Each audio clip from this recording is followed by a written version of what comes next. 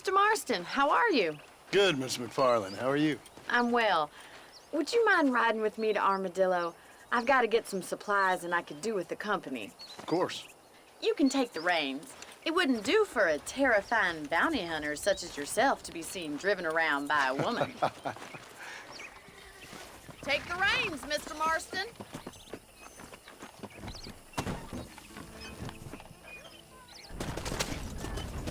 You're looking much better, considering you were almost buzzard food a couple days ago. I have you to thank for that, miss. So do tell me, have you needlessly risked your life since we last spoke?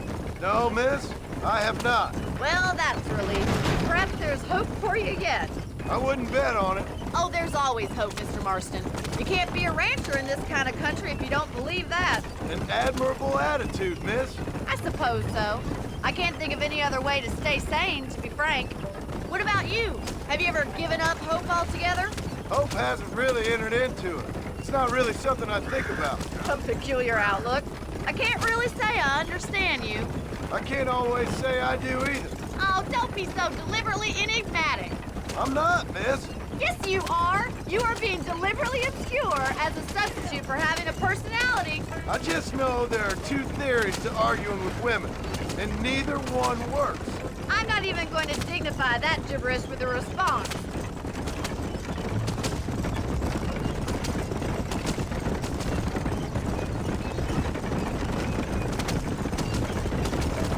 I think it's kind of funny I found you dying on the side of the road and now you're driving me into town.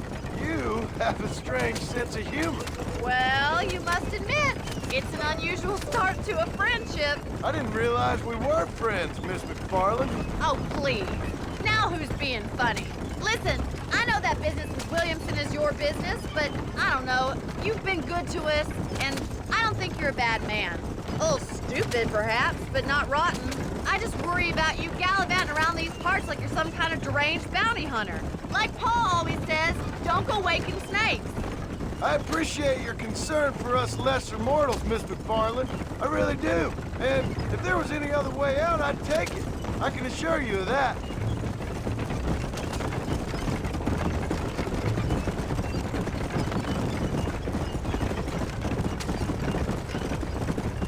You never did tell me where you live. I have a small holding up in Great Plains. A farmer? Yeah, and I'm the Queen of England. And at what point during your day of hunting down outlaws do you find time to raise chickens? Only been at it 3 years or so. I guess I'm kind of new to it. You're telling me? So who's looking after this farm of yours right now? The wagon isn't built for this kind of terrain. Uncle. Well, he's not my uncle, as far as I know. Just an old dog who's as lazy as a lizard on a hot day. The kind of fella laboring under the delusion that age brings wisdom. Sounds like the perfect person to leave in charge of your entire livelihood. We go way back, and I didn't have a lot of choice. I'd be getting back there if I was you. That's what I'm trying to do, miss.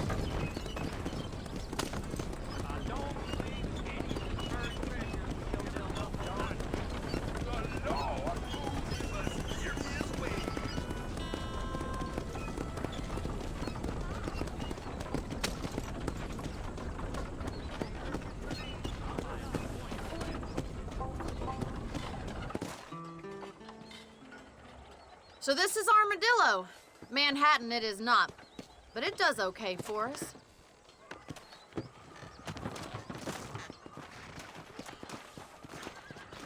Most important thing for you right now is getting yourself into Dr. Johnson's office to purchase some medicine. The first one's on me. Thank you, miss. I'll pay you back. I'm sure you shall. The doc's a good fellow. He saved your life, so be polite to him. Meet me in front of the general store when you're done.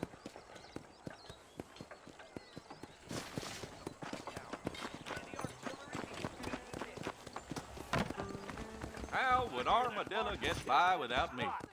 Hey, mister. You need something for that gout? Much obliged.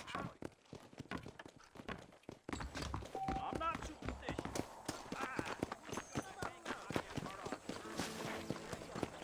Well, thanks for driving me. It was nice to be able to enjoy the view for once, and a little company never hurts now and again. You're more than welcome, miss. Least I can do. Thank you for the medicine.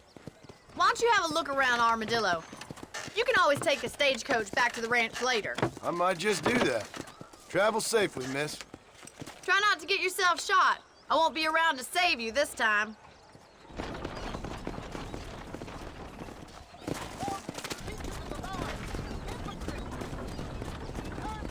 Southwestern Railroad Company